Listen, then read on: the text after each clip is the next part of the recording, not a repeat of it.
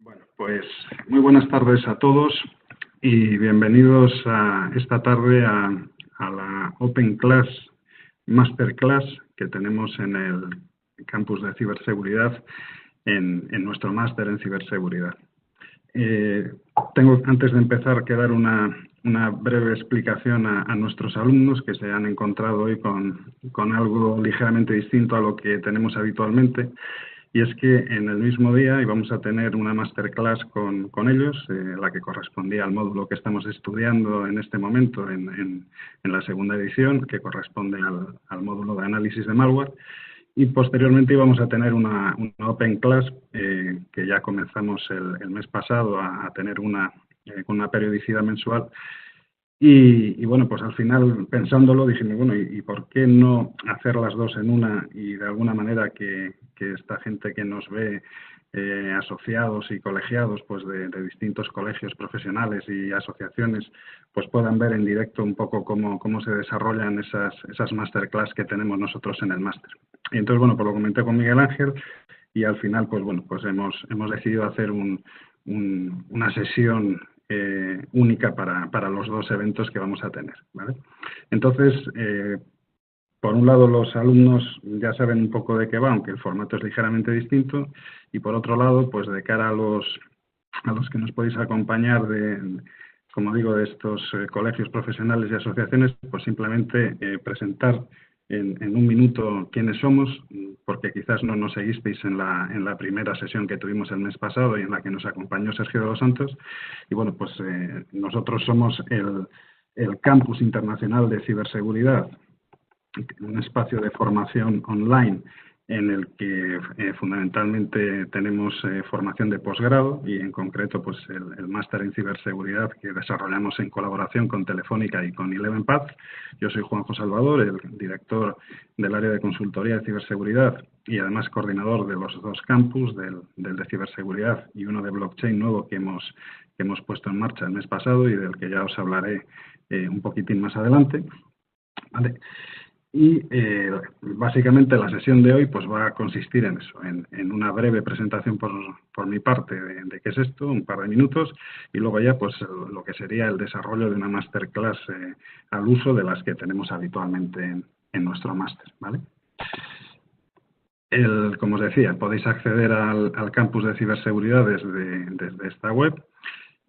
Podréis ver los programas que tenemos activos en este momento, como os decía, el de ciberseguridad, un en ciberderecho que quizás se sale un poquitín de la parte más técnica del ingeniero técnico o del profesional de la tecnología, y luego en breve tendremos ya operativos otros 3 másteres que tendrán primera edición en marzo, uno en peritaje judicial informático, otro en ciberinteligencia y uno en criptografía aplicada que ya os comentaremos en otras Open Class un poquito más adelante, ¿vale? Ya digo, en esta edición estamos ya en este momento en tercera edición del máster, ha empezado el pasado mes de octubre, sin embargo esta masterclass corresponde a la segunda edición, al módulo 7 de análisis de malware, ¿vale?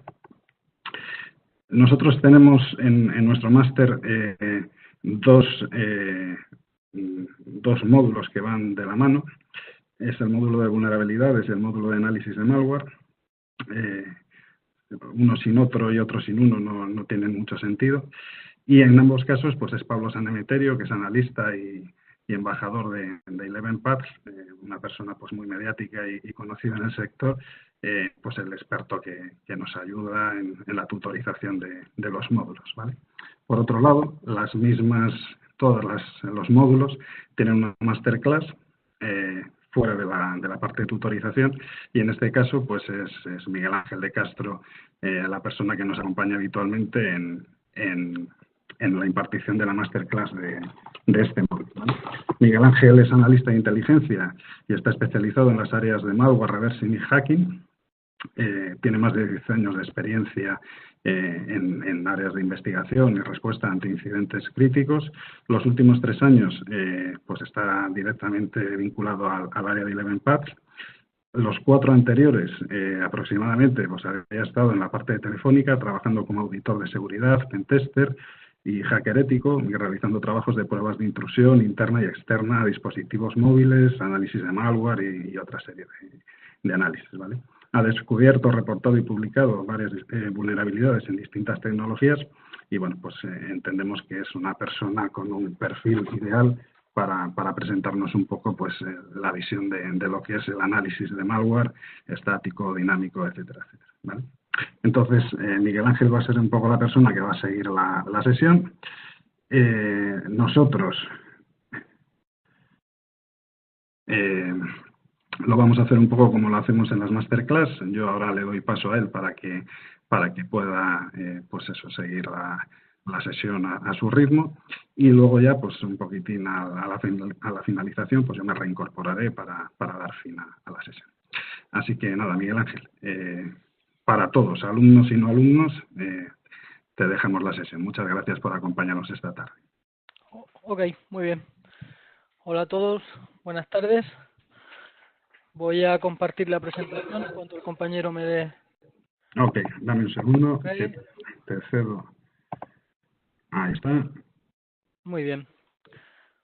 Compártenoslo tú. Eso es. Me indicáis cuando veis ya mi pantalla, ¿correcto, Juanjo? Ya la estamos viendo. Okay. Muy bien, correcto, pues vamos a empezar. Hola a todos, muy buenas tardes. Como comentaba el compañero, vamos en esta masterclass de hoy a hablar sobre malware, códigos maliciosos y específicamente sobre reversing de malware. En esta clase no vamos a hacer únicamente reversing al uso, tanto dinámico como estático en modalidad básica y avanzada. También vamos a hablar de análisis de inteligencia de amenazas y de respuesta ante el incidente, ¿vale? Para cubrir así todo el ciclo completo que un analista especializado en malware realiza en el trabajo de su día a día. Para ello vamos a hacerlo primero introduciendo algún pequeño concepto, que es eso de la inteligencia de amenazas. Vamos a hacer un caso práctico completo, ¿vale? Luego vamos a hablar de contextualización de amenazas, que es esto del contexto, y finalmente de las acciones de respuesta. Este va a ser un poco el guión, el índice de los temas que vamos a tratar hoy, ¿de acuerdo? Vale, primero, ¿qué es la inteligencia de amenazas? Pues en una definición un poco académica podemos decir que la inteligencia de amenazas es conocimiento basado en evidencia, que incluye contexto, mecanismos, indicadores, implicaciones y consejos accionables sobre una amenaza existente o emergente o en riesgo para los activos de una organización. Al final nos permite tomar decisiones tácticas y estratégicas a partir de acciones operativas. En cristiano todo esto, ¿qué quiere decir? Y es que cuando disponemos de una amenaza, vamos a considerar el malware una amenaza, es una ciberamenaza. Este malware tiene ciertas características intrínsecas, como su hash, como una posible dirección IP o un dominio al que se está conectando, cuál es su funcionalidad, es un troyano, es un ransomware, ¿qué es? También lleva asociadas las técnicas que el atacante está usando para hacérnoslo llegar, las técnicas que el atacante ha incluido dentro del propio malware para que no sea detectado, para que no sea analizado, ¿vale? Al final, todo este tipo de información, toda esta información agregada, es la que llamamos la inteligencia de amenaza, ¿vale? Y es la que nos ayuda no solamente a identificar una muestra de forma única, sino que también nos va a permitir el saber cómo pararla, y dentro de cómo pararla, nos va a permitir el tomar cierto tipo de acciones a otro nivel, cuando la amenaza es muy dirigida o si es una amenaza masiva. Veremos durante el ejemplo los diferentes tipos de amenazas que hay y por qué al final este análisis técnico del cual se extraen estos indicadores de compromiso y esta inteligencia al final nos permite tomar ese tipo de decisiones en la respuesta.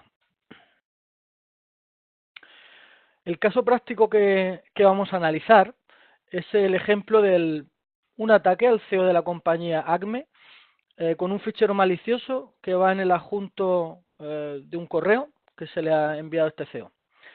En este ejemplo, el software EDR de la compañía ha bloqueado la amenaza. Para aquel que no sepa qué es un EDR, son los antivirus de nueva generación. EDR viene de Endpoint Detection and Response, y es que cuando a día de hoy el malware ya es muy sofisticado, los antivirus tradicionales tienen ciertos problemas para detectarlo y han nacido una serie de nuevos productos que te ayudan a detenerlo, ¿de acuerdo? Entonces, en nuestra casuística, el software ha detenido la amenaza, pero siempre que tenemos un ataque dirigido a un alto cargo de la compañía, obviamente se suele investigar en profundidad, ¿vale? En la realidad se hace así, porque se quiere saber si ese mismo ataque lo ha sufrido alguien de la compañía, otra compañía ha podido sufrirlo, por qué se ha parado, cómo evitar que vuelva a suceder, ¿vale? Entonces este será el contexto del ejemplo en el que vamos a trabajar. Para la práctica vamos a partir de una macro maliciosa, de la cual vamos a desofuscar para entender dentro dónde está el código malicioso. Haremos un análisis estático tanto en modalidad básica como en avanzada y un análisis dinámico, también en básico y en avanzado. ¿Qué quiere decir esto de análisis estático y análisis dinámico? El análisis dinámico son todos aquellos análisis que se realizan sobre una muestra maliciosa, sobre un malware, sin llegar a ejecutarlo, ¿de acuerdo? En cambio, en el análisis dinámico, sí llegamos a ejecutar esa muestra siempre en un entorno controlado para ver su funcionamiento y entender qué está pasando con ella. Veréis durante la realización del ejercicio en clase que se hace con determinado software, en código ensamblador, con debuggers y ahora podréis comprobarlo. Me gusta siempre utilizar este gráfico porque es bastante visual y de una forma muy sencilla explica el procedimiento básico perdón, que debemos seguir siempre que queramos analizar una muestra maliciosa. En primer lugar, lo que se suele hacer generalmente es utilizar una sandbox. Como ya sabréis muchos de vosotros, una sandbox es un entorno controlado y especialmente diseñado para ejecutar muestras maliciosas y que de forma automática emitan un veredicto de maliciosidad. O sea, te van a decir, después de subir a ese entorno una muestra, si es maliciosa o no, y te va a decir por qué, ¿vale? Básicamente lo que hace es analizar todos los procesos, registros, ficheros, conexiones que pueda realizar ese fichero y así tratar de determinar si el comportamiento de esos procesos, de esa muestra maliciosa, pues lo es o no, ¿vale? Existen múltiples de sandbox y servicios gratuitos que podéis utilizar a lo largo de Internet. Podéis desplegar vuestra propio sandbox con Cuco, por ejemplo, y hay muchísima información en Internet para poder hacerlo. En este gráfico, como veis, lo primero que haríamos sería subirlo ahí.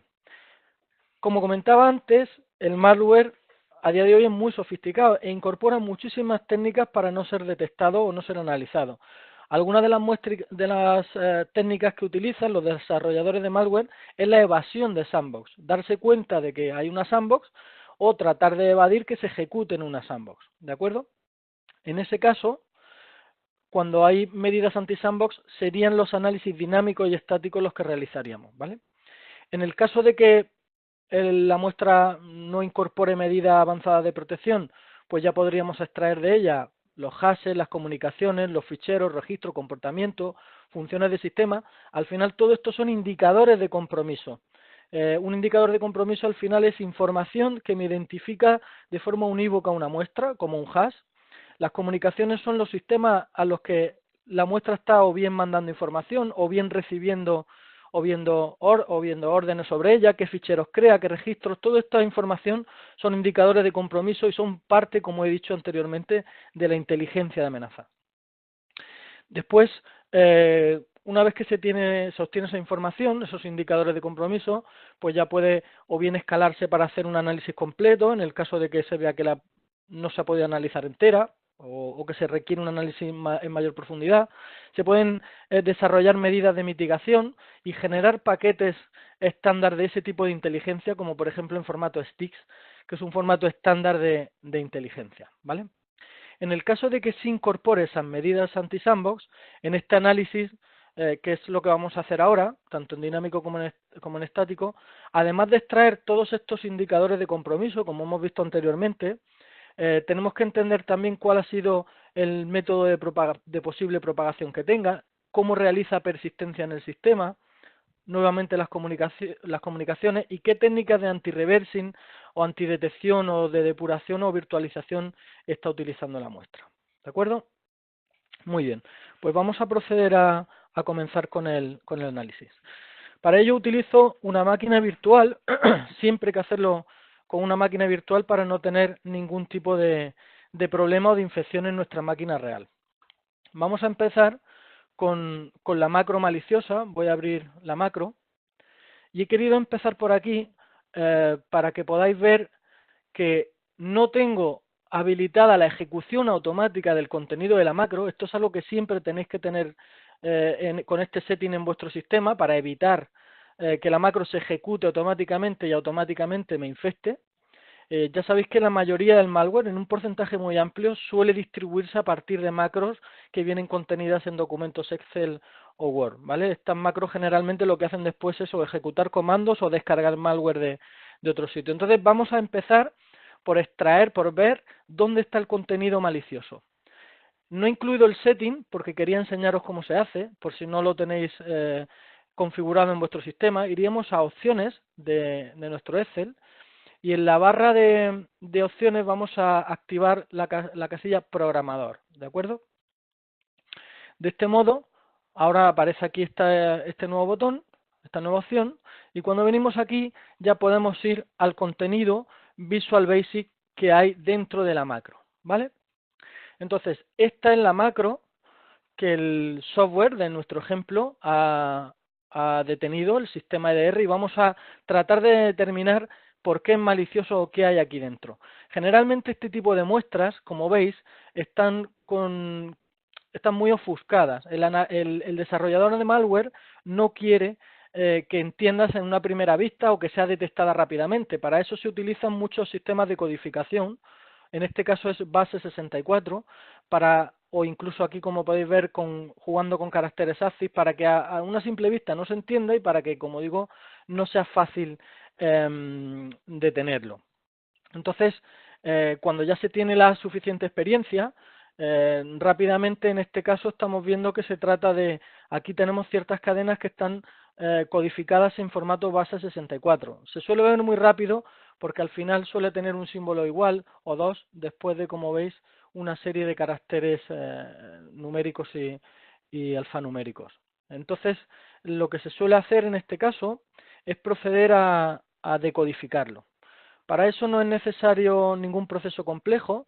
En Internet existen muchísimas herramientas online que te van a permitir realizar este proceso de forma muy sencilla. He abierto una que tenéis aquí, podéis utilizar la que sea. Y vamos a ir cogiendo las cadenas que tenemos en base 64 para tratar de entender qué hay aquí oculto. Lo que haríamos sería copiar la cadena en base 64, ponerla y darle a decode. Esta es una técnica muy común de los desarrolladores de malware. En este caso hemos conseguido muy rápido ver que esta muestra lo que está haciendo es acceder a un recurso que está en este dominio, con este puerto, en esta carpeta, y descargar un fichero que se llama setupkey. ¿De acuerdo? Podemos ver si seguimos analizando el código en base 64 e incluso analizando la función en detalle, cada función, qué es lo que hace. Como no es no quiero perder demasiado tiempo con esta parte, que es algo que se sale un poco de lo que es el reversing como tal.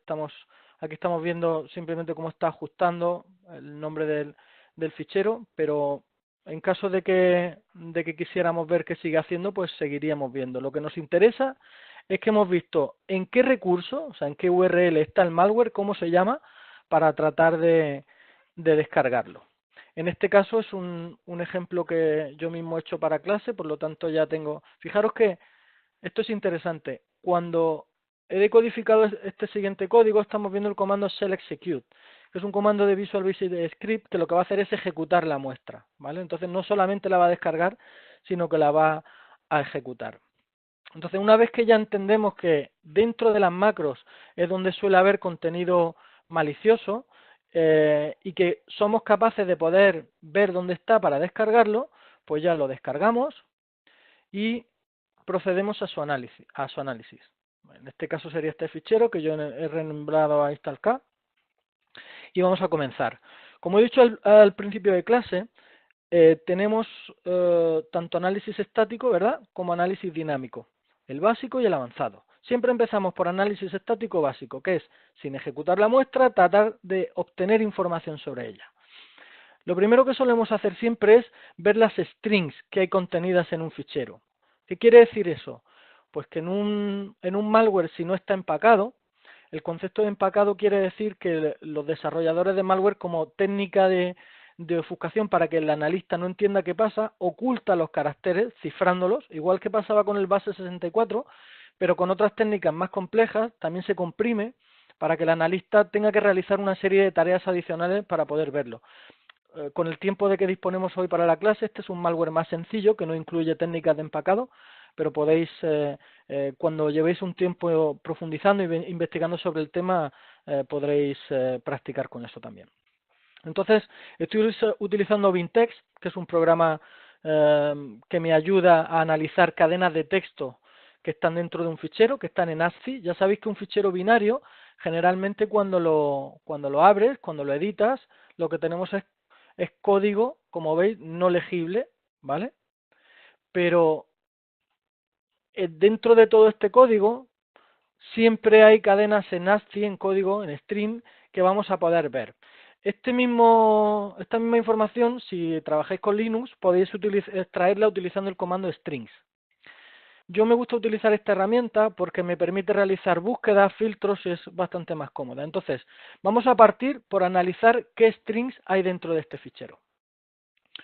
Aquí estamos viendo, a priori, que tengo una clave de registro. Como veis, Software Microsoft Windows Current Version Run.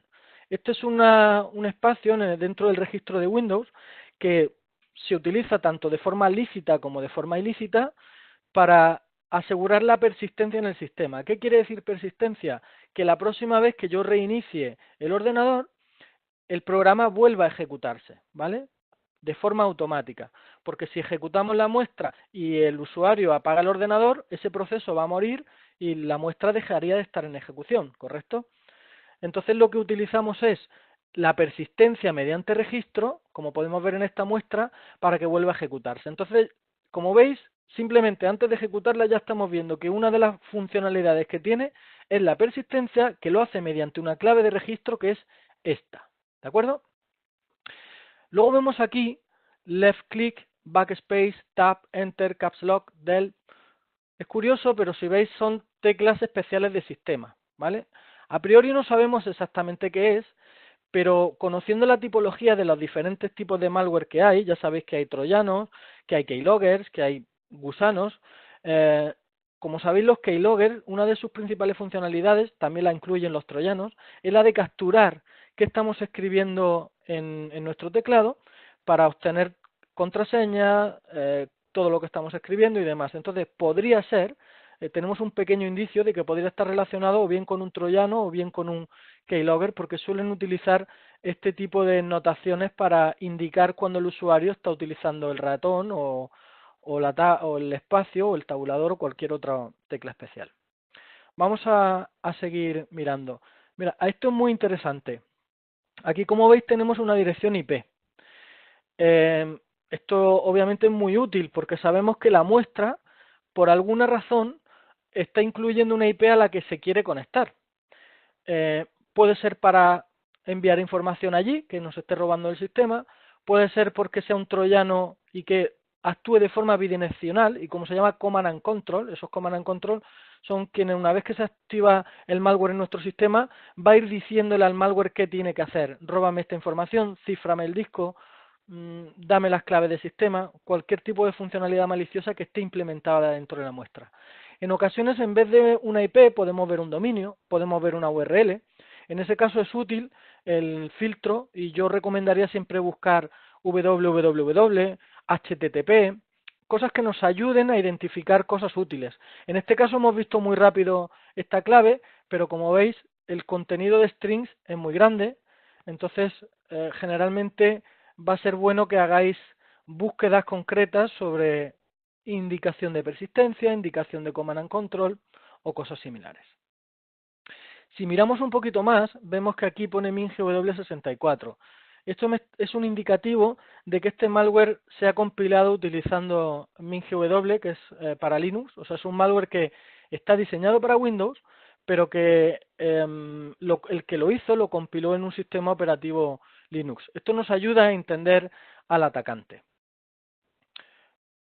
A priori, estamos viendo que hay una serie de funciones de sistema, string copy, esto es para comparar cadenas, esto es para pasarlas a, a minúsculas, estos son las DLLs que está invocando. Vamos a ver después, un poquito más adelante, cuando hagamos el estático y el dinámico avanzado, entraremos en profundidad en estas llamadas de sistema, como connect, que la utiliza para hacer conexiones a internet, inetaddress, estas socket están relacionadas con comunicación. Toda esta información está corroborando mi sospecha inicial de que esta IP se usa para hacer comunicación, ¿de acuerdo?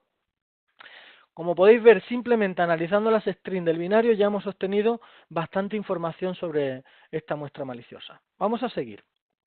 Ahora podemos utilizar PStudio, que es una herramienta que realiza diversas tareas. Nuevamente es análisis estático, no estamos ejecutando la muestra. Lo primero que hace es tratar de ver si está en virus total. No lo sube, lo que hace es comprobar el hash. Ya sabéis que el hash identifica de forma unívoca un fichero. Los tenemos en diferentes formatos, en MD5, SHA1 y SHA256. Me dice que es un fichero de tipo ejecutable, ¿vale? Me dice dónde está el entry point, más adelante veremos qué es, que está compilado para 32 bits y podemos seguir viendo más cosas. No está en virus total.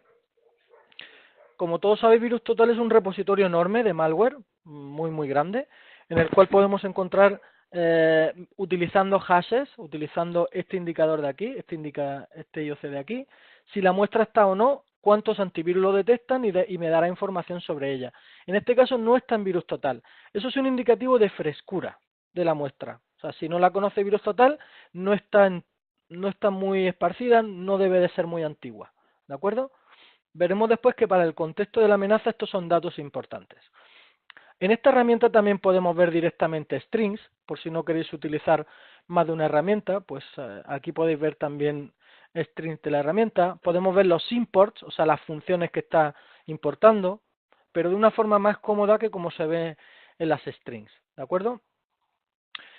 Para ver las secciones del fichero y demás también es una herramienta útil, pero utilizaremos ahora otra que es más interesante que ella para esto. Esta herramienta está bien porque te da ciertos indicadores de maliciosidad y sobre todo también cuando está en virus total pues es útil, ¿vale? Es una herramienta útil. En este caso no está en virus total. Ahora vamos a ver, perdonad, la cabecera del fichero. Para eso vamos a utilizar el pview. Como ya sabéis, todos los ficheros, sea un fichero ejecutable como este .exe, un fichero de audio, o un PDF o el que sea, tiene una estructura específica que es la que lo define y la que le va a permitir al sistema operativo saber cómo abrirlo y con qué programa. ¿De acuerdo? Es importante cuando se trabaja con reversible de malware conocer bien cuál es la estructura de los PS, de los portables ejecutables, de los ficheros como estos, porque se puede extraer muchísima información de ellos. Por ejemplo, en esta, si nos vamos a los NT-Header, a esta parte de las cabeceras, no entraremos en detalle en todo porque requiere bastante tiempo y no es el foco de hoy, pero os recomiendo que busquéis en Wikipedia, por ejemplo, seguro que en clase, en la parte teórica, este es un tema que se ha cubierto en profundidad, ¿vale? Entonces, tomadlo en cuenta que es importante. En la signature, en la firma, podemos ver si el fichero está firmado. Si es un fichero que ha desarrollado Microsoft, por ejemplo, aquí veríamos Microsoft. En este caso no. Cuando un fichero no está firmado, no tiene un certificado válido, ya sabemos que probablemente sea algo malicioso. Luego podemos ver las cabeceras. En estas cabeceras del fichero vemos algo interesante. ¿Cuándo fue compilado? Esto me da información de frescura, pero cuidado, porque esta información es información que el desarrollador, el atacante, puede modificar cuando lo está compilando. Y luego vamos a centrarnos en esta sección. Además de cabeceras, los ficheros portables tienen lo que llamamos secciones, la .text, la .data, rdata. Al final son secciones del fichero en las que se almacenan diferentes partes. En esta parte está el código ejecutable, por así decirlo, el código ejecutable malicioso. En la .data es donde almacenamos variables y otra serie de cosas, ¿vale? Entonces, en esta información podemos ver cosas interesantes como, por ejemplo, el tamaño en RAW de esta sección, de la sección del ejecutable, del código ejecutable de la muestra, pero también su virtual size. ¿Qué quiere decir esto? que esto es el tamaño que tiene en el fichero y este es el tamaño que va a ocupar después en memoria. ¿Por qué es muy importante esto? Disculpad. Si os acordáis, he hablado al principio de que un fichero puede estar empacado, puede estar, como decía, cifrado y comprimido para que no sea fácil analizarlo. En ese caso, cuando hay una gran diferencia entre el tamaño en RAW y el tamaño virtual, como no es en este caso, quiere decir que el fichero está empacado, tiene alguna técnica de empacado utilizada y entonces vamos a tener que utilizar otra serie de técnicas y herramientas para analizarlo. En este caso, como veis, prácticamente la variación es mínima, por lo tanto es un gran indicativo de que no está empacado utilizando ninguna técnica, como puede ser UPX o cualquier otra. ¿Vale? Como digo, os recomiendo que profundicéis en esta parte, que seguro que en la teoría lo habéis visto. Luego tenemos otro tipo de herramientas, como son, por ejemplo, Exeinfo, que lo que me va a decir es si el fichero está empacado o no. En este caso ya me dice que no. Si tuviera algún tipo de empacador conocido, o que la herramienta conociera, me lo iba a decir. Y si era un tipo de packing manual, no me lo iba a decir, pero me iba a decir o sea, me iba a decir que no estaba empacado o que no estaba empacado por algo conocido, ¿vale? Entonces, como veis, hay una serie de herramientas que hemos visto ahora y que me permiten extraer mucha información de la muestra antes de ejecutarla, ¿de acuerdo? Esto era análisis estático básico. Ahora vamos a proceder al análisis dinámico básico. Para eso, lo que solemos utilizar es herramientas que me permitan monitorizar la ejecución de la muestra. Por ejemplo, abriría un Wireshark que me va a permitir analizar todo el tráfico de red, toda la comunicación que la muestra pudiera realizar. Por ejemplo, podemos abrir Process Hacker, que me va a dar toda la información relativa a un proceso, si crea un proceso hijo, lo que sea. En este caso colgaría de la parte del Explorer, del escritorio, ¿de acuerdo? Como el resto de aplicaciones que estoy ejecutando desde aquí, como veis, ¿vale? Y podría utilizar otro tipo de herramientas, como puede ser, por ejemplo, el Process Monitor, que es una herramienta muy útil, perdón, no es esta, es esta, que es una herramienta muy útil porque me realiza un perfilado a nivel de proceso y yo puedo realizar una serie de filtros para solo ver eso. En este caso, si yo cojo InstallK, que es el nombre del proceso, y creo un filtro, voy a decirle que quiero filtrar por nombre de proceso y solamente de este proceso. Entonces voy a aplicar y cuando la muestra se ejecute me va a decir a nivel de registro qué está pasando, me va a decir a nivel de ficheros qué está pasando, me va a decir también cierto tipo de actividad de red, pero para eso es mejor Wireshark. En definitiva, me va a dar muchísima información de lo que el fichero malicioso está haciendo, ¿vale? Pues una vez que tenemos nuestras herramientas de monitorización abiertas y activadas, vamos a proceder a ejecutarlo. Perdón. Vamos a hacerlo con línea de comandos.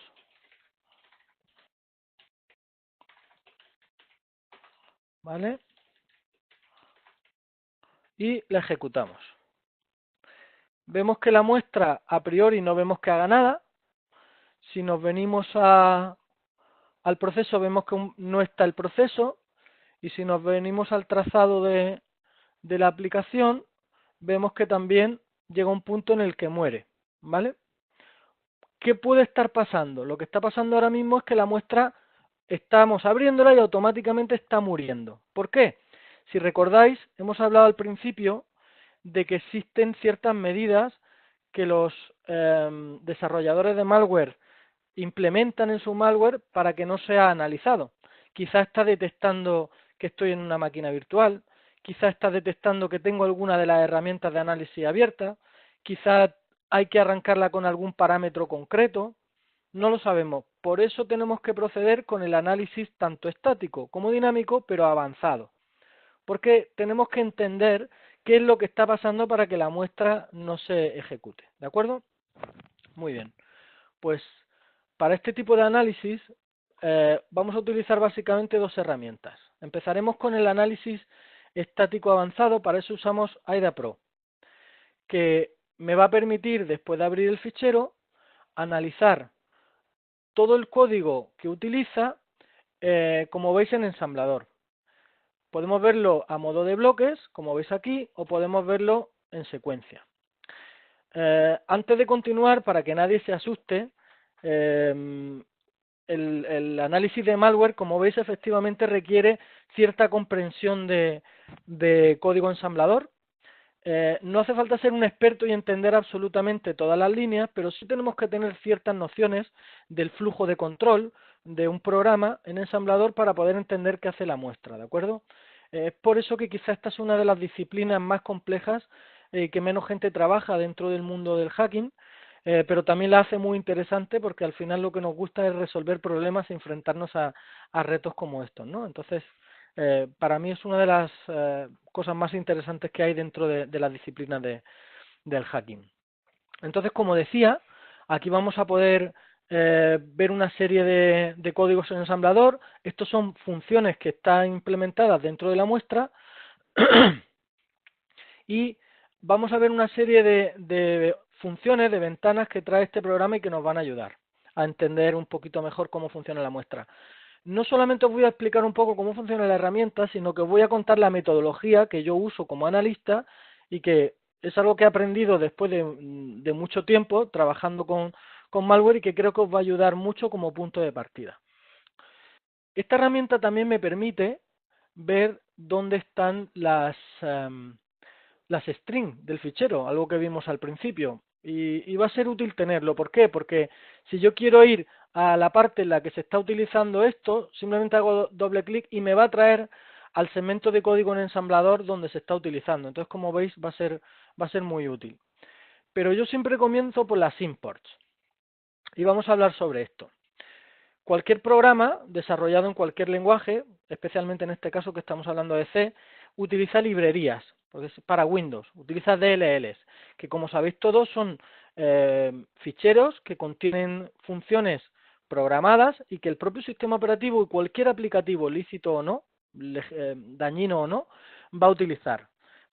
Hay diferentes tipos de DLL, de librerías de sistema, unas se utilizan para comunicaciones, otras para manejo de ficheros, y están ya implementadas y disponibles en todos nuestros sistemas operativos Windows.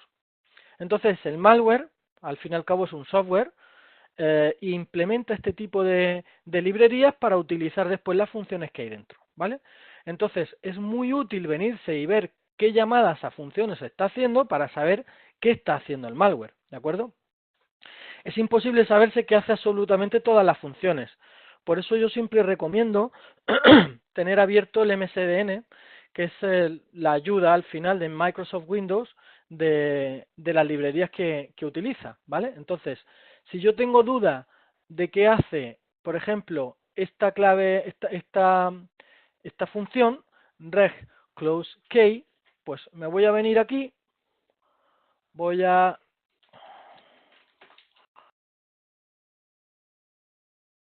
poner MSDN,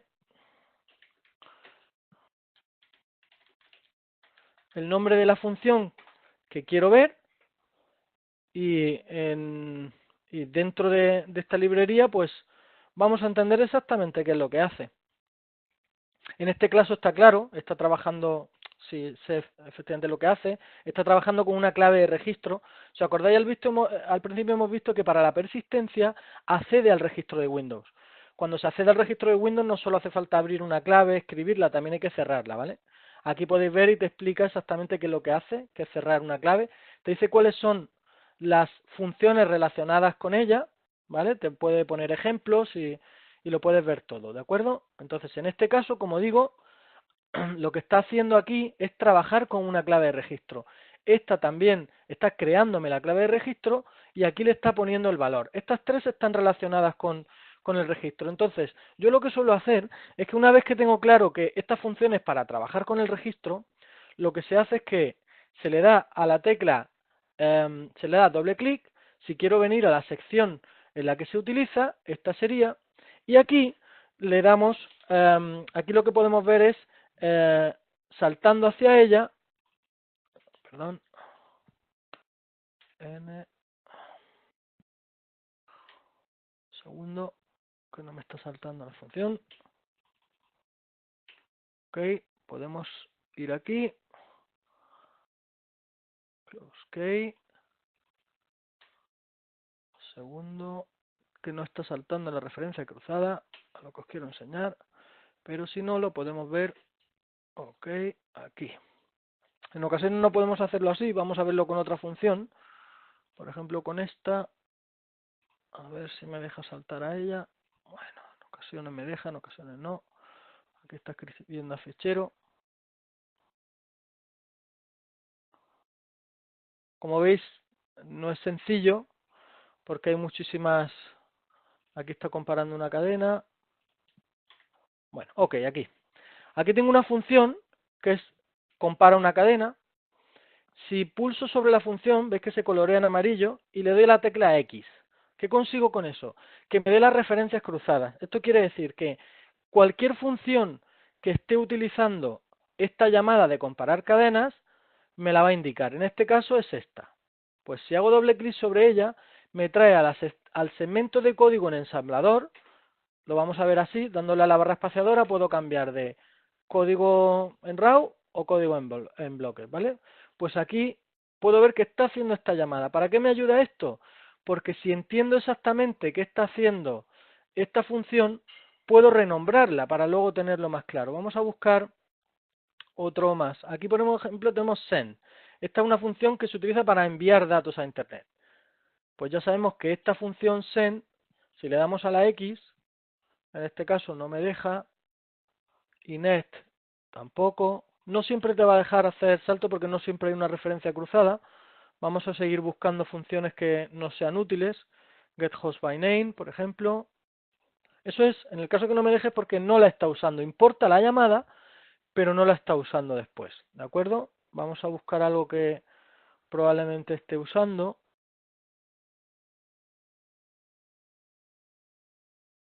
Dijimos que aquí teníamos, por ejemplo, string copy, que esto va a copiar cadenas, ¿vale? Aquí tenemos otra referencia cruzada, ¿vale? Y como veis, en esta función está usando esa copia. Está, como veis, esta es una llamada a calcular longitud de cadena, reserva un espacio de memoria y aquí la copia. Este trozo de código, como es pequeño, podemos explicar que tenemos los call, que son llamadas a funciones, estas funciones que comentaba antes que están contenidas dentro de DLL. Siempre que damos un call, detrás vamos a tener el nombre de la función. Cuando los desarrolladores de malware crean sus propias funciones, aquí lo que veremos es sub y un número después, ¿de acuerdo? Bien, pues vamos a seguir viendo qué ventanas son aquí interesantes. Si nos vamos a export, vemos que funciones pueden ser llamadas desde otro punto. Aquí solemos ver el main entry, o sea, dónde empieza la ejecución de la muestra. Si le damos y venimos aquí, vemos que lo que hace, este es el main entry de la aplicación, ¿vale? Y aquí vamos a introducir otro comando que es jump. Cuando vemos jump, lo que hace es que salta a una función, en este caso a esta, o a una dirección de memoria. En este caso, cuando entramos, ya estamos yendo al código principal, a la ejecución, donde empieza nuestra aplicación. No os preocupéis, como digo, de que estéis viendo muchísimo código, que no entendéis al principio y demás. Cuando, en este caso, no es tan sencillo, pero cuando utilicéis la técnica que os he indicado de ir utilizando las import y identificando qué hace cada segmento, podéis renombrarla y eso os va a ayudar muchísimo. Por ejemplo, yo en este caso ya tengo renombrada algunas funciones, como por ejemplo hide file directamente. Si yo quisiera renombrar esta función, le doy a la tecla N y ya sé que es ocultar, vamos a ponerlo en mayúscula, ocultar fichero. De este modo después me va a ser más sencillo saber dónde se está utilizando. Nuevamente puedo hacer lo mismo de la referencia cruzada aquí. Si le doy a la X, ya sé dónde la están llamando. La están llamando en main. Este va a ser el inicio que me importa de la aplicación. Aquí lo tengo. ¿De acuerdo? Si os fijáis aquí ya estáis viendo la IP que hemos visto antes. Estamos viendo la aplicación, la función que yo acabo de renombrar, la llamada aquí. Y este parece un punto de partida importante, interesante en el que trabajar. Perdón. Antes os comentaba que no solamente vamos a hacer análisis estático avanzado, sino también dinámico, y para ello vamos a ejecutar la muestra pero poco a poco. Para ello vamos a dejar esto en stand-by porque generalmente el análisis estático y dinámico avanzado se suele hacer en paralelo, con las dos herramientas a la vez. Ahora veréis por qué. Para ello vamos a usar Oli, que es un debugger que me va a permitir cargar la muestra y ejecutar en tiempo real, pero poco a poco, la muestra. Bien, tenemos, como veis, diferentes cuadrantes dentro de esta gran ventana y os voy a explicar qué hay en cada una. Aquí tenemos el código en ensamblador de la aplicación. Aquí tenemos los diferentes registros que implementa nuestro propio sistema. Los registros al final son como pequeñas cajitas donde se almacenan direcciones de memoria, información. Cada registro, todo esto lo habéis visto en la teoría, pero hago un pequeño repaso sobre todo para la gente que nos está viendo hoy desde fuera por primera vez y que puedan entender un poco. Estos son diferentes registros que son variables, cajitas donde almacena información y que utiliza el sistema, algunas para como contadores, otros para almacenar información transitoria, como acumulador, para operaciones aritméticas y son muy útiles. Luego veréis por qué. Aquí está la pila, que es el sistema que utiliza nuestro procesador para ejecutar las funciones, nuestro sistema operativo. Lo que va haciendo esta pila es ir incluyendo tanto los argumentos de las funciones como las direcciones de las funciones que va a ir llamando en forma de pila, va introduciendo una detrás de otra y va a ir sacándolas después como si fuera una pila de libros. El último elemento que introduje fue el primero que saldrá. Y aquí lo que tengo es un dump de esa sección de memoria, ¿vale? ¿Qué es lo que tengo en memoria en el punto específico en el que estoy? Aquí tengo un mapa de memoria de las diferentes secciones, si son de lectura, de escritura, y qué diferentes DLLs de sistema están ocupando esos bloques de memoria. A priori, no os preocupéis, sé que es mucha información, pero es solo por clarificar un poco para que cuando investiguéis, estudiéis y profundicéis más, pues tengáis una base. Aquí veré los breakpoints, que son diferentes puntos de interrupción que voy a poner para ir parando poco a poco la ejecución. Y aquí tengo los call stack, que es las diferentes llamadas que va a ir haciendo a las funciones. Entonces, como decía, este es el inicio de nuestra aplicación, donde podemos ir ejecutando las cosas. Y vamos a ir con diferentes teclas que voy a ir comentando haciendo ejecución del sistema. Si yo ahora le diera F9, que es la ejecución directa, va a pasar exactamente igual que pasaba cuando lo ejecuté desde línea de comandos, que la aplicación morirá. Y hay que identificar por qué. ¿Veis? Le da F9, aquí abajo me dice que ha terminado la ejecución del programa, lo cual pues, como ya sabemos, no está bien, no nos interesa, tenemos que entender por qué se está parando. Si quiero volver al principio, simplemente le daría a rebobinar. Ahora, en vez de darle a F9, que me hace la ejecución completa del fichero y por lo tanto no va a valer de nada, vamos a darle a F8. Con la tecla F8 yo voy a poder ir ejecutando, como veis aquí, cada función poco a poco. Aquí veis que hay un call. Os he comentado antes que el call lo que hace es llamar a una función del sistema. Pues esto es una función del nombre del fichero y esta es la dirección de memoria en la que está. ¿De acuerdo? Si le diera la tecla F7, entraría dentro de la ejecución de esa llamada y si le doy nuevamente F8, la va a ejecutar sin entrar dentro de ese otro segmento de código. En este caso vamos a darle a F8 para pasar por encima de ella. Aquí simplemente estamos viendo una operación aritmética de suma. Y aquí estamos viendo una función de salto. Acordáis que hemos hablado antes de las funciones de salto. Va a saltar a esa dirección de memoria. ¿Veis? Para trabajar en la pila, como os he comentado antes, tenemos básicamente dos funciones, push o pop. Push va a meter datos dentro de la pila y pop va a extraer datos de la pila. En este caso, al ejecutar push de EBP, que es nuestro registro, que está aquí, vamos a ver que hace un push dentro de la pila y va a introducir esta dirección de memoria. ¿Veis? Como digo, no os preocupéis, sé que al principio todo parece muy complejo e inconexo, pero poco a poco vais a ir entendiendo. Aquí realiza una operación sort, vamos a ir ahora un poquito más rápido hasta ir viendo algún punto en el que la aplicación quiera sacarme o vea algo interesante sobre ella. Iré comentando lo que veamos que sea relevante y que os pueda ayudar, ¿vale? Siempre que al principio ejecutamos una aplicación, lo primero que hace el propio sistema operativo es cargarla.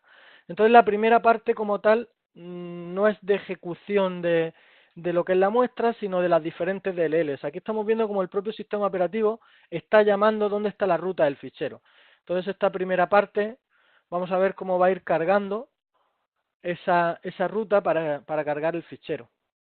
Aquí tenemos un bucle, ya sabéis todos que en programación un bucle es una secuencia repetitiva hasta que se produzca algún tipo de condición que haga que termine. En este caso va a ser por la longitud de la ruta completa y el nombre del fichero. Le voy dando a F8 para ir pasándolo, porque todavía no hemos llegado a la parte buena en la que se está ejecutando el fichero, la muestra. ¿Vale?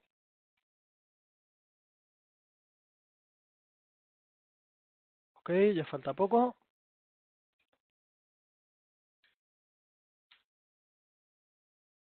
Vale.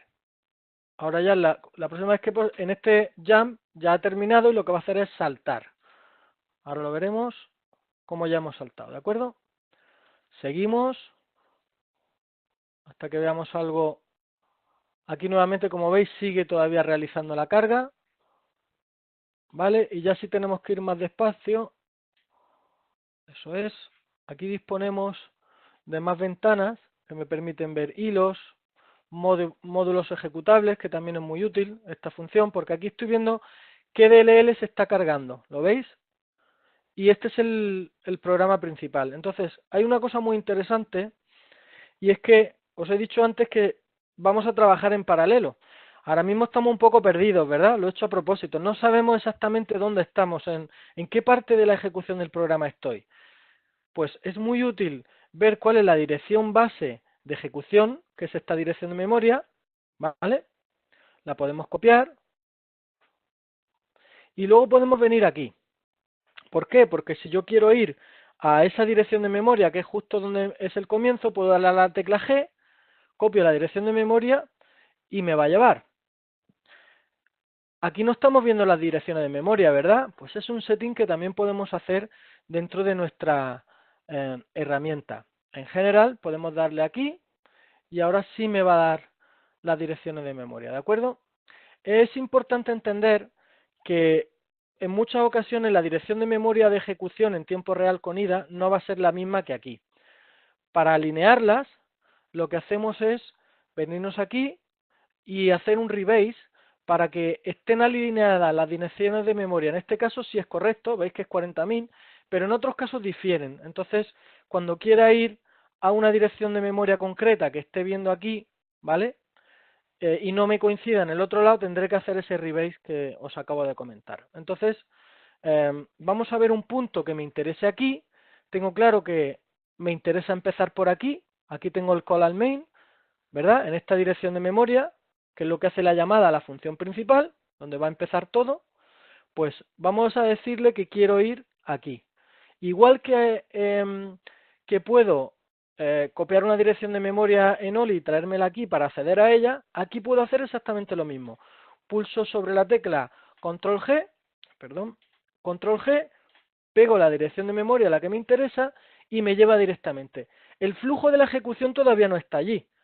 Si os fijáis, he saltado, pero el flujo de la ejecución estaba antes. Entonces lo que hacemos es, hemos saltado aquí y le doy la tecla F2 para poner lo que llamamos un breakpoint, que es que lo que va a hacer es que cuando llegue allí el flujo de la ejecución se va a parar. Entonces ahora puedo darle a F9 sin miedo a que la aplicación termine, porque tengo claro que va a llegar justo hasta ese punto y se va a parar. Vamos a darle F9. ¿Veis? Ahora ha caído aquí el flujo de ejecución, no se va a caer y podemos de forma simultánea comprobar que aquí tengo un mob. ¿Lo veis? Lo que hay en el registro FX lo va a poner dentro del registro EBX. Eso es lo que hace esta función. Pues veis que estamos exactamente en el mismo sitio, ¿de acuerdo? Ahora, aquí está haciendo un call a una función que es esta. Vamos a ver aquí dónde me lleva. Es una pequeña función previa que a priori parece que no hace nada muy importante, está moviendo un registro, está comparando estos dos registros, luego salta, no parece nada importante.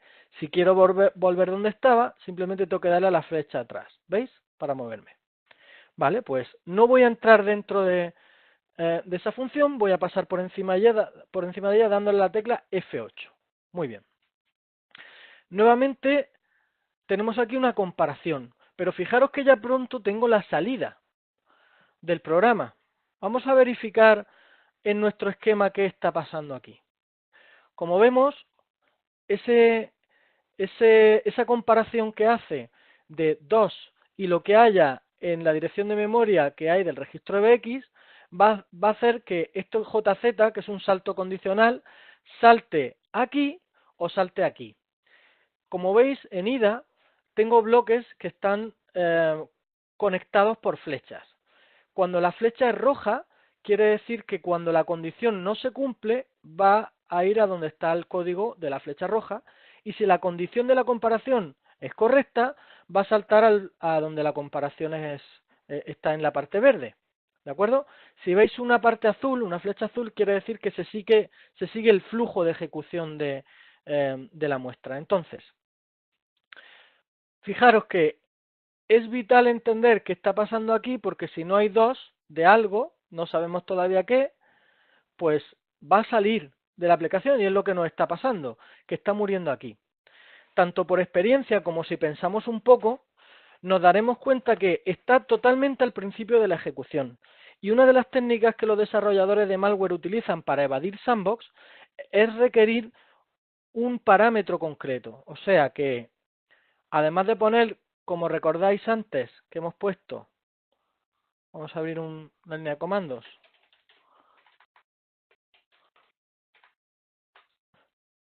Antes hemos hecho así y ha muerto, ¿verdad? No hacía absolutamente nada. Un parámetro quiere decir que al lado del nombre ponga algún número, algún código, algo que el desarrollador del malware sabe y que si no lo conoces, pues no podrías ejecutar la muestra. En este caso no está comparando con una cadena concreta, un número concreto, está comparando con un número, que es el número de argumentos que necesita, el número de parámetros. En este caso son 2 para que la muestra se ejecute. Lo vamos a comprobar ahora. Vamos a verlo aquí. Me está pidiendo dos parámetros. En este caso, podría pasarle, si quisiera, un argumento a la ejecución de la muestra para que se ejecutara, o os puedo enseñar otra cosa, que es que puedo, en tiempo de ejecución, puedo modificar ese código ensamblador para parchearlo y que haga lo que yo quiero. Si hago doble clic sobre él y le digo que en vez de 2 argumentos solo quiero uno, alguien se estará preguntando, bueno, si ha dicho 2 argumentos, ¿por qué solamente va a dejar uno? Entonces, pues quiero que entendáis que cuando uno pone install.exe espacio y el argumento, los que programáis C ya lo sabréis. El primer argumento es en sí el nombre de la propia aplicación y el segundo es el argumento. Si me está pidiendo 2, es que me está diciendo que tiene que estar el nombre de la aplicación y un argumento. En el caso de que yo ahora aquí ponga un 1, simplemente hará falta el nombre de la ejecución del programa para que éste funcione. Vamos a verificarlo. Vamos a cambiarlo, vamos a poner un 1 y lo ensamblamos. Si quisiera, podría hacer una copia de este nuevo código parcheado, ¿vale? Sería posible haciendo un backup, ¿vale? De la copia con un copy to executable de todas las modificaciones, ¿vale? Copy all, y ahora aquí con esta nueva ventana podría hacer un save to file al cual llamaríamos install-k parcheado. Y en este caso ya tengo un binario que sin argumento funcionaría, pero vamos a seguir viendo primero la ejecución de este. Entonces vamos a darle F8 y vamos a ver qué pasa. Si os fijáis, en este caso te está diciendo, aquí te va a dar información, te dice que el salto es tomado, o sea, que va a venir aquí. En el caso de que no fuera tomado, te diría is not taken y vendría por aquí y saldría. Como hemos parcheado la ejecución, va a venir aquí. Y ya sí va a ejecutar y va a empezar a hacer cosas. ¿Veis? Tenemos que una de las funciones es la que hemos renombrado como ocultar fichero. Una pone hide windows. Cuando yo compilé este malware, que lo hice para esta clase, puse nombres de funciones reconocibles para que pudierais trabajar de una forma más sencilla inicialmente. Generalmente aquí pondrá sub y un número y no entenderéis qué pasa. Por eso, como os comentaba al principio, es muy importante que vayáis renombrando las funciones para identificar y saber qué hace cada una. Bien, estamos aquí, vamos a ejecutar este salto y ahora tiene que traerme aquí, a este call, a hide windows. Vamos a comprobarlo. ¿Veis? He venido a este primer call que está esta dirección de memoria. Siempre podemos verificar que esta dirección de memoria, ¿veis? Corresponde con esta.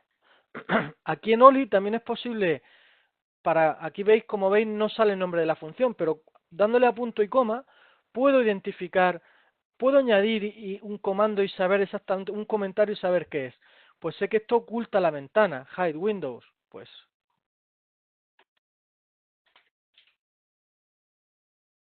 ¿vale? ¿Qué va a hacer esto? Cuando se ejecute la muestra no me va a mostrar la ventana de ejecución para que el usuario no vea qué está pasando con la ejecución del malware, ¿de acuerdo?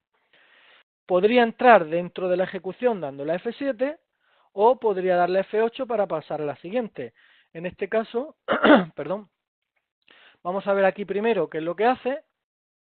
Como veis, está haciendo una llamada, ¿veis? El call a get console windows. En este caso, perdona un segundo, a get console windows. Entonces, cuando estamos llamando a esta función y no sabemos lo que es, como hemos explicado antes, nos vamos a msdn y decimos msdn get console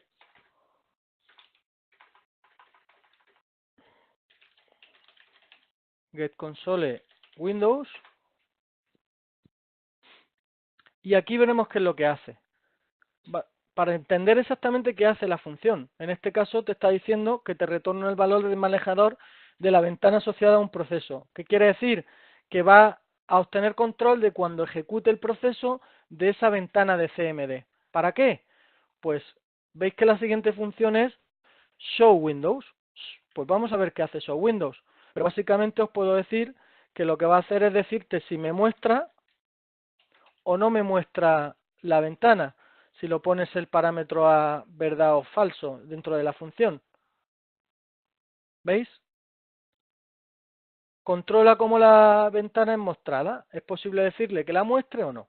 Pues ya tenemos claro que esto lo que va a hacer es, lo podemos renombrar, ocultar ventana. ¿De acuerdo? Volvemos atrás y ya vamos teniendo claro que lo primero que va a hacer es ocultar la ventana de ejecución de la muestra maliciosa. Como decía antes, me puedo volver aquí y poner el comentario que quiera. ¿De acuerdo? Si le damos a F8, la va a ejecutar directamente. Recordad, si le damos a F7, entramos dentro. Vamos a ejecutarla. F8. Ahora mismo ha ejecutado el proceso, pero ha ocultado la ventana. De hecho, recordáis que teníamos herramientas de monitorización abiertas. No sé si permanecen abiertas. Un segundo. Si no, podemos abrirlas, no hay ningún problema. Estamos viendo que el proceso que cuelga de Oli, que es el que lo está ejecutando, sigue vivo. De momento, como veis, no ha muerto. Vamos a ejecutar la siguiente función. La siguiente función, para entender qué hace, entramos dentro, ya la tenemos como ocultar fichero. Hemos dicho que lo que hace es coge el fichero y en el atributo del fichero le va a setear a oculto. ¿De acuerdo? Entonces, lo que va a hacer es simular, cuando la ejecutemos la función, que el fichero ha desaparecido simplemente poniéndolo como oculto. Vamos a ejecutar la función para verlo. ¿Vale? ¿Veis? En mi caso, mi configuración de Windows la tengo puesta que me muestre los ficheros ocultos, solamente se pone un poquito más gris, pero un usuario normal no suele tener activada la función de mostrar ocultos los ficheros ocultos y no se vería. El fichero desaparecería automáticamente, el usuario creería que ha desaparecido, ¿de acuerdo? No lo vería, pero estaría allí. Sigamos analizando la muestra. La siguiente es autorun. Aquí estamos viendo cómo tenemos la clave de registro para persistencia de la que habíamos estado hablando anteriormente. Vemos cómo crea una clave de registro, ¿lo veis? Y aquí tenemos key pillada, que es una string que antes vimos pero no sabía qué era, y esta va a ser la clave de registro que se va a crear. Podemos ejecutarlo y verlo, pero antes ya sabéis, la renombramos siempre para entenderlo muy bien. Persistencia, en mayúscula mejor, persistencia con registro. Si volvemos atrás vemos que ya vamos teniendo muy claro que oculta la ventana, oculta el fichero y aquí me va a crear la persistencia. Vamos a proceder con la ejecución para comprobar. F8. Si queréis podemos en esta entrar dentro para verla en detalle y que veáis que es exactamente igual. F7. Vamos para que veáis un poquito mejor el código. ¿Veis que están las mismas funciones que estamos viendo en el otro lado con el código ASCII de la clave de registro y de la key? Pues vamos a ejecutar la función con F8, F8.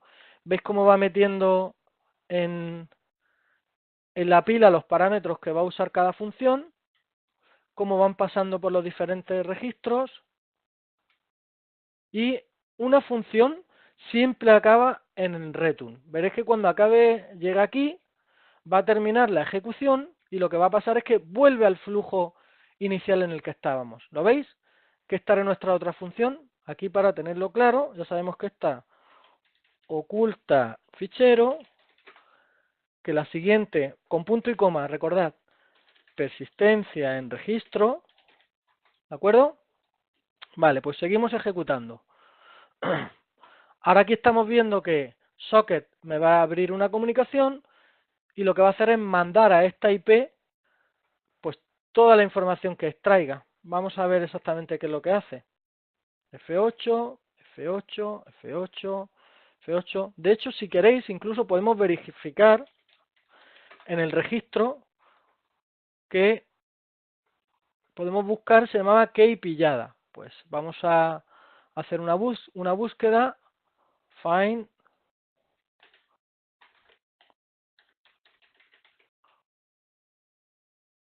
y vamos a ver si la ha creado para persistencia. Como ves, al final, poco a poco vamos entendiendo qué es lo que hace cada parte del fichero, qué funciones utiliza. Esto nos va a ayudar después para poder buscar muestras similares, para tratar de identificar al actor en el caso de que esté realizando algún tipo de muestra parecida e incluya códigos parecidos. ¿Veis? Aquí lo tenemos. En HK Software Microsoft Windows Current Version Run, para ejecución siempre que se arranque la máquina, key pillada es el nombre de la clave de registro y me está diciendo cuál es el fichero que tiene que inicializar. ¿Veis? Desktop install K, que no lo hemos borrado. Acordaros que lo que hacía solo era ocultarlo. Vale, pues si lo vamos ejecutando, va a tratar ahora de hacer comunicación con esa dirección IP.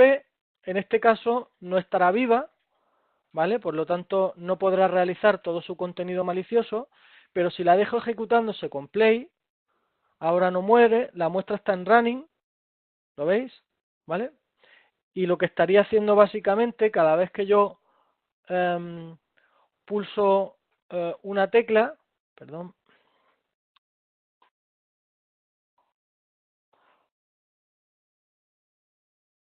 es obtener esas pulsaciones de teclas que voy realizando. No vamos a entrar en mucho más detalle porque por el tiempo de que disponemos tenemos que saltar a la siguiente parte, pero este es el proceso que se sigue cuando se analiza una muestra. En resumen, recordad, análisis estático básico para entender inicialmente qué pasa y análisis tanto estático como dinámico avanzado para ir en profundidad y sobre todo cuando tenemos muestras que están evitando medidas como las sandbox o otro tipo de contramedidas que se ponen. En este caso hemos extraído una serie de indicadores de compromiso como son la IP a la que se conecta, la clave de registro que crea y qué clave crea, las funcionalidades que tiene. Como veis hemos extraído ya mucha información de la muestra, ya sabemos lo que es también, por lo que vimos en las string, es un keylogger. Probablemente la muestra lo que hace es conectarse y enviar de forma remota todos los datos que el usuario va escribiendo. Como digo, por cuestiones de tiempo no lo vamos a ver entero, pero es finalmente lo que pasa. Luego al final de clase, de todas formas, si tenéis alguna duda al respecto de esto, pues podéis preguntar. Pero como digo, este es un procedimiento básico que podéis seguir, que podéis ir perfeccionando, mejorando vuestro ensamblador y básicamente en IDA ver qué hacen las funciones que está utilizando, renombrar las funciones que llaman a esas funciones más pequeñas para saber qué está pasando e ir siguiendo el flujo de ejecución junto con el código estático en los bloques en IDA. Ahora, una vez que ya tenemos claro qué hace la muestra y que tenemos cierta información sobre ella, vamos a volver a nuestra presentación para pasar al siguiente punto, y es la contextualización de la amenaza. ¿Qué quiere decir eso? Pues una vez que hemos hecho el reversing y ya tenemos los indicadores de compromiso, IP a la que se conecta, el hash de la muestra y demás, tenemos y cierto comportamiento, el behavior, es lo que hace. El contexto me lo da la frescura de la muestra, me lo va a dar la dispersión, las técnicas de apoyo o ingeniería social que ha utilizado el atacante, si tengo afectación o no en el usuario, si hay algún actor o campaña asociada. Cuando hablamos de actor hablamos de la persona que ha desarrollado la muestra. ¿Qué me facilita este tipo de información? Pues cuando la muestra es muy fresca, suele ser mucho más peligrosa, porque no va a ser bien detectada por los antivirus tradicionales, porque es un indicativo de que han podido desarrollarla específicamente para mí, lo cual sería un ataque dirigido que siempre es mucho más peligroso que un ataque masivo. Obviamente un ataque de ransomware distribuido para muchas personas es peligroso, es dañino, pero un ataque dirigido contra alguien, a una compañía para extraer información es algo, siempre suele ser mucho más sofisticado y más delicado, ¿no?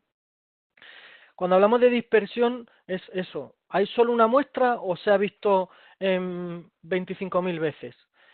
¿Qué técnicas de apoyo? No es lo mismo que las técnicas de ingeniería social que han usado hayan sido muy sofisticadas, muy dirigidas, a que te haya llegado la muestra porque has abierto una página y has descargado un fichero o un torrent o lo que sea, ¿no? Cuando se utilizan técnicas muy dirigidas, la peligrosidad y la atención que hay que poner suele ser más alta.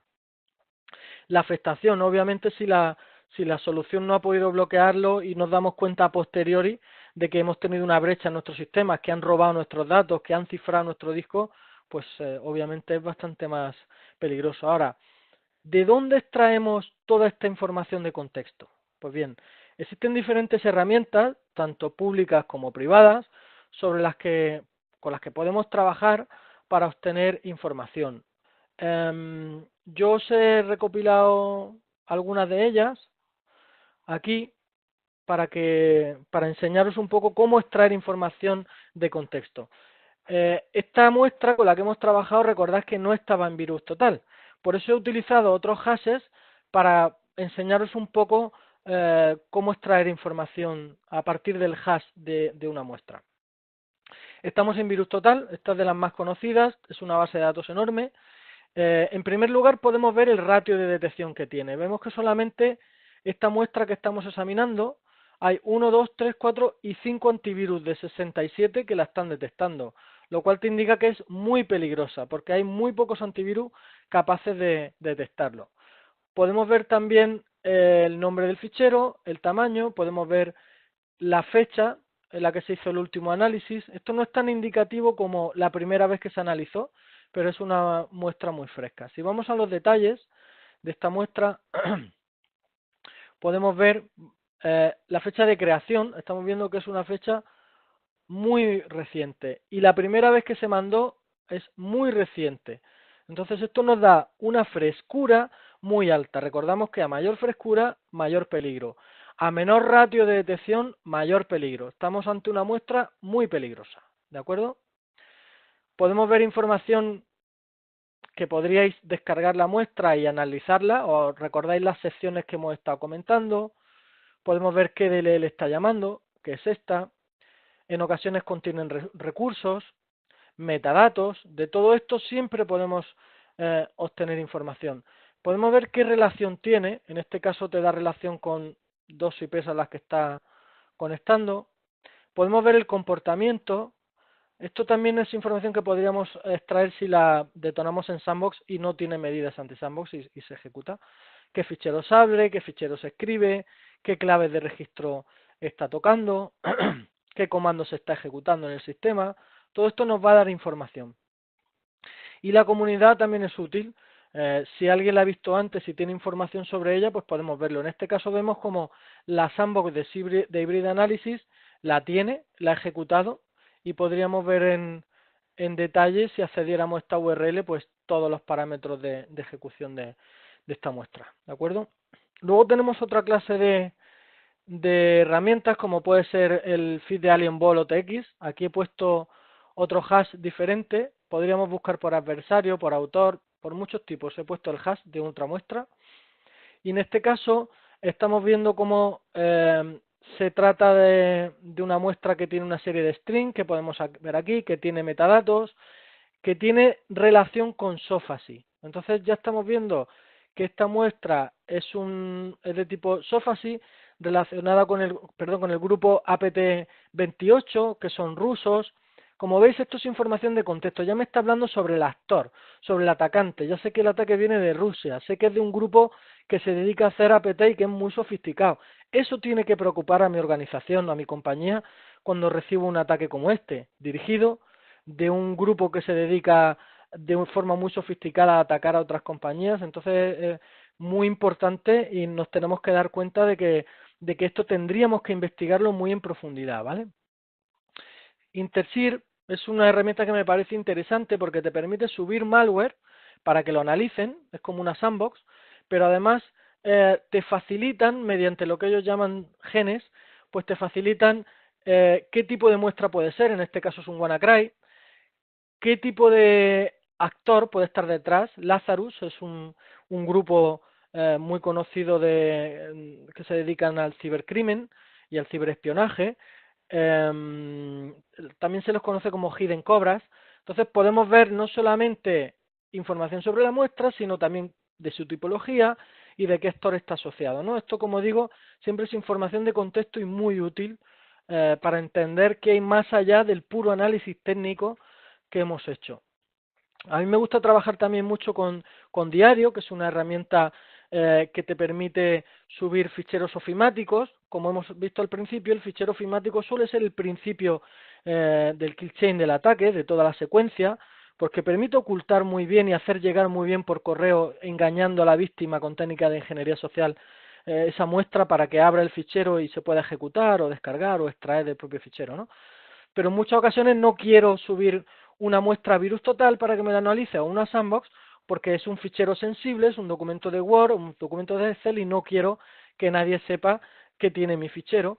Entonces en ese caso utilizo herramientas como esta que a base de técnicas de inteligencia artificial solo extrae la macro y me dice el nivel de peligrosidad que tiene, porque en ocasiones también la macro viene protegida, no puedo extraerla y bueno, esto me va a dar información. Son solo algunas herramientas de las muchas que hay en Internet, pero estas son bastante buenas, tienen versión gratuita y las podéis usar de una forma sencilla y os va a dar muchísima información. Vamos a volver a la presentación para pasar a la parte de la respuesta. Y es que toda acción tiene una reacción. Si recibo un ataque de un malware contra el CEO de una compañía, después de ver el contexto, sé que es de riesgo alto. ¿Por qué? Pues ya hemos visto que no estaba en virus total, por lo tanto la dispersión es mínima. Hemos visto que sobrepasó al antivirus, aunque el EDR sí la pudo detectar. Hemos visto que en ocasiones, como habéis comprobado ahora, podría estar relacionado con un actor como el que fuera. Imaginaros que hubiéramos detectado que estaba relacionado con Lazarus.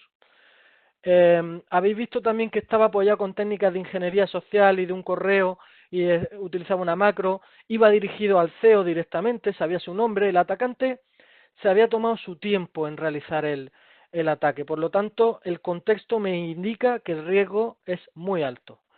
En este caso, cuando la organización recibe un ataque como este, al margen de que haya sido detectado o no, tiene que realizar siempre una serie de acciones de respuesta posteriores para asegurarse que no hay ningún problema, que no hay nadie más que afecta a la compañía, en el pasado que no lo hubo, que no lo haya en el futuro, ¿de acuerdo? Estas son todas esas decisiones que hablo, que son a nivel táctico y a nivel estratégico, y que los analistas, nuestro fin al final es este, ¿no? Es el de dotar a nuestra compañía o al mundo, porque esta es información que se comparte, tanto de la información técnica a bajo nivel, de lo que hace la muestra, de los indicadores de compromiso que tiene, sino también de proporcionar a base de esta información de contexto toda la respuesta necesaria para que una compañía no tenga problemas al respecto de este ataque, ¿no?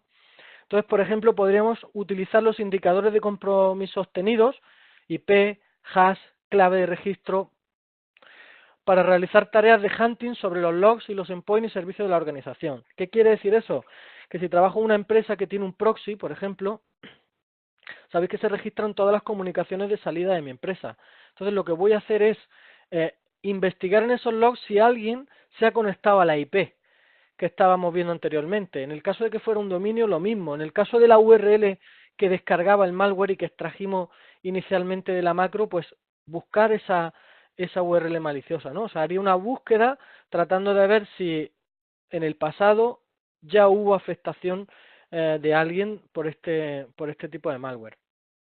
También metería dentro de los sistemas anti-malware, dentro de los proxies de navegación, dentro de cualquier sistema que me permitiera, de los firewall, añadir reglas de bloqueo, pues incluiría la IP, incluiría el hash, incluiría un dominio, todo para tratar de evitar que en el futuro pudiera haber nuevamente un ataque que por cualquier razón no se detuviera porque no tuviera LDR ese equipo concretamente, o porque el atacante hubiera hecho un cambio en la muestra para que no fuera detectado, pero sí mantuviera la misma infraestructura, con la misma IP y el mismo dominio, pues sería otra acción que tendríamos que recomendar. Compartiríamos la inteligencia de esta amenaza, es algo importante, siempre hay que compartirlo. Nunca compartiríamos que nuestra empresa ha sido atacada, pero sí compartiría que tal hash concreto tiene asociada tal IP, tiene asociado tal dominio, tal comportamiento, que usa el atacante cierto TTP, que son las técnicas y herramientas y procedimientos que utiliza el atacante. ¿Por qué tengo que compartir toda esta información? Porque cuanto antes la comparta, antes la van a detener los antivirus, antes estará a salvo cualquier organización, porque es información que cualquier otra empresa podrá obtener, y esto es inteligencia de amenaza pura, y podrán utilizar de forma accionable, de la misma forma que estoy comentando, tomando este tipo de decisiones, ¿no? Tácticas y estratégicas. Haría campañas de concienciación para avisar a los CEOs de las compañías o de nuestros clientes o de quien fuera, de que hay un problema, que el email que está llegando llega con cierta información, que llega con un archivo adjunto, para que no hubiera problema y nadie clicara sobre el archivo. Y finalmente trataría de analizar y de aprender la lección sobre qué hemos hecho bien en la compañía, qué hemos hecho mal, cuál ha sido el problema. A priori el software, el malware fue detectado, sí, fue detectado, el EDR está funcionando, sé que es un buen producto, sé que tengo que ponerlo en todos los sistemas. Mi CEO, el CEO de la compañía ACME, en este caso, le dio doble clic a la muestra, por lo tanto, sé que seguro tengo que hacer una campaña de concienciación. Bueno, al final es tratar de ver qué ha pasado durante el incidente para poder tomar las acciones correctas.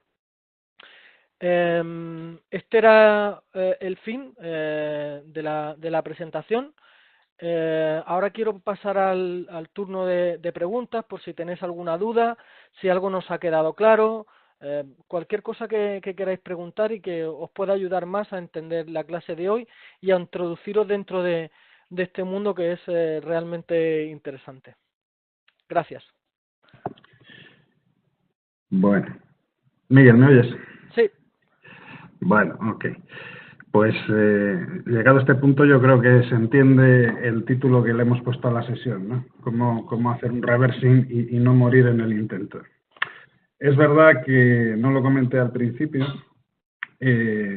Nosotros las masterclass las tenemos más o menos como al 70 o 75% del tiempo de estudio de cada módulo y bueno, pues es evidente que los alumnos en ese momento ya tienen unos conocimientos que permiten entender más o menos con fluidez pues de qué estás hablando, ¿no? Y quizás en ese sentido, si las personas que nos han acompañado de fuera no tienen experiencia, no tienen cercanía con este mundo, pues es posible que se haya perdido un poco. Entonces te agradezco que hayas intentado hacer un pequeño esfuerzo por intentar explicar un poco para todos esto, ¿no?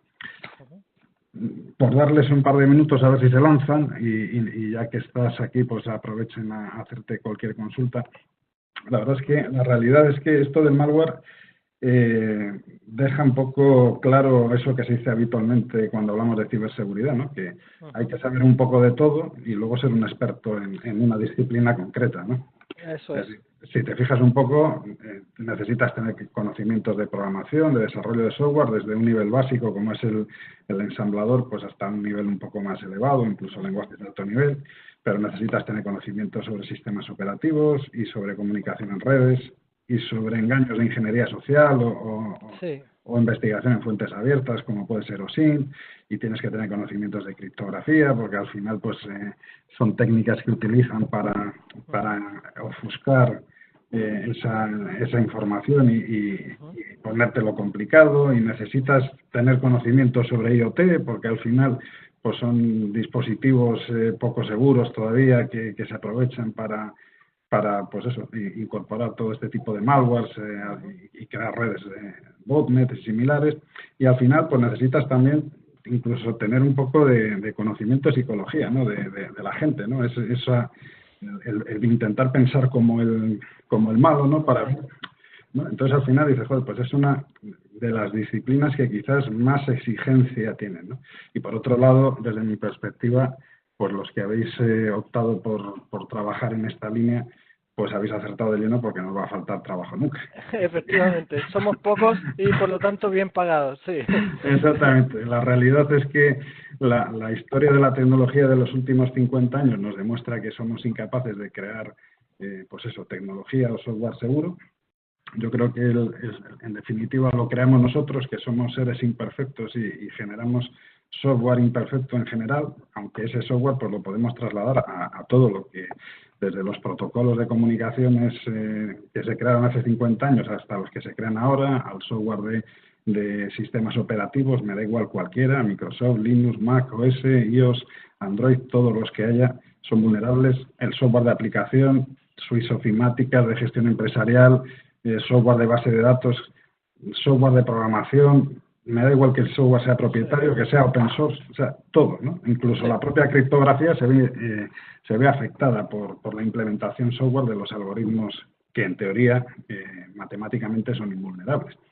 Entonces, claro, en ese sentido, pues por lo que decimos, ¿no? Resulta que el que decide después de unas cervezas dedicarse a esto profesionalmente, pues la verdad es que tiene recorrido, ¿no? Sí. Y luego quería un poco que vieran, porque al principio comentaba que teníamos dos módulos, el de vulnerabilidades y el de malware, que iban muy de la mano, pues precisamente porque al final lo vamos viendo todos a diario. Prácticamente todos los ataques comienzan con la explotación de una vulnerabilidad y acaban con un malware instalado en el sistema. Es decir, eso es así prácticamente siempre. Entonces, al final, pues eso, esa vulnerabilidad que tiene todo lo que realizamos a nivel de tecnología, a nivel de software, pues nos afecta de una manera que bueno, pues que muchas veces no somos conscientes de los riesgos, ¿no? Y bueno, pues sobre todo la parte de concienciación que comentas, pues es que es evidente desde el CEO hasta el último trabajador de las empresas. O sea, porque es evidente que hay ciertas cosas que claro, luego al final desbaratan toda tu infraestructura de seguridad, ¿no? Si pongas lo que pongas y te gastes el dinero que te gastes, llega alguien y hace doble clic en un fichero que no debería hacerlo, pues al final, por mucho que hayas hecho tú, claro, tienes un problema serio, ¿no? Sí. Entonces, bueno, pues en ese sentido ya digo que estamos todavía en una fase muy inicial, pero bueno, que lo estamos viendo todos los días.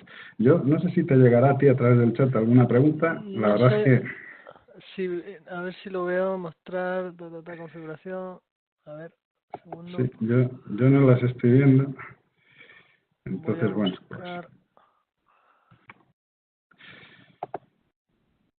no sabemos si les has desmucado a todos o ha quedado tan sumamente claro. Por un lado, los alumnos, pues si tuvieran algún tipo de duda, pues por otro lado también nos la pueden trasladar a través del foro, de los grupos de Telegram y te las trasladaríamos para que nos resuelvas. por Y el supuesto. resto, pues igual, si en este momento no tienen ningún tipo de duda, pues y les surge posteriormente, pues saben de alguna manera cómo pueden ponerse en contacto con nosotros y trasladarnos la consulta para que te la hagamos llegar. Claro que sí, sin ningún problema. Ya sabes que estoy a la disposición tanto de Ujú. los alumnos, por supuesto, como de cualquiera de los que se han acercado aquí hoy Claro, para entender un poco este mundo. claro. La verdad es que nos viene muy bien porque Pablo en una de sus tutorías, en la segunda, pues realmente ha hecho no exactamente lo mismo, pero sí una parte similar a lo que has hecho tú y un poco ver cómo enfocáis el mismo tipo de problema desde dos profesionales distintos, pues también ayuda bastante, ¿no? Porque al Ujú. final ninguno tenemos pues eso, la ciencia exacta en lo que hacemos y Sí. ver un poco la forma de trabajar de varias personas, pues nos va a ayudar. Ujú. Pues vamos, si no hay más consultas, yo creo que podríamos casi dar por finalizada la sesión. Ya se nos ha ido Muy un bien. poquito también de tiempo, pero todavía ha quedado alguno en la sesión. O sea que yo creo que Bueno, es... encantado de responder lo que sea por otra Ujú. vía o cualquier duda que tengan, sin ningún Vale. problema. Vale, pues yo creo que llegado este momento solo nos queda agradecerte la tarde que nos has dedicado. Muchas Como gracias. siempre son muy interesantes. Ya digo, luego puede estar más centrado en tus intereses la parte de malware o a lo mejor, pero realmente el hacerte una pequeña idea de qué hay detrás de un analista en su día a día, Ujú. el tener que estar pegándote muchas horas al día con este tipo de cosas, pues es interesante que la gente que no está cercana a ello pues lo vea. Y nada más, agradecer a todos los que nos habéis acompañado esta tarde. Subiré en breve, a ver si es posible esta misma tarde noche, la masterclass al campus para que podáis tener acceso los que no han podido estar en directo. Y nada más, muchas gracias Miguel y damos por finalizada la sesión llave. Muy bien. Buenas noches. Hasta luego a todos. Gracias a todos por acompañarnos y hasta otro día.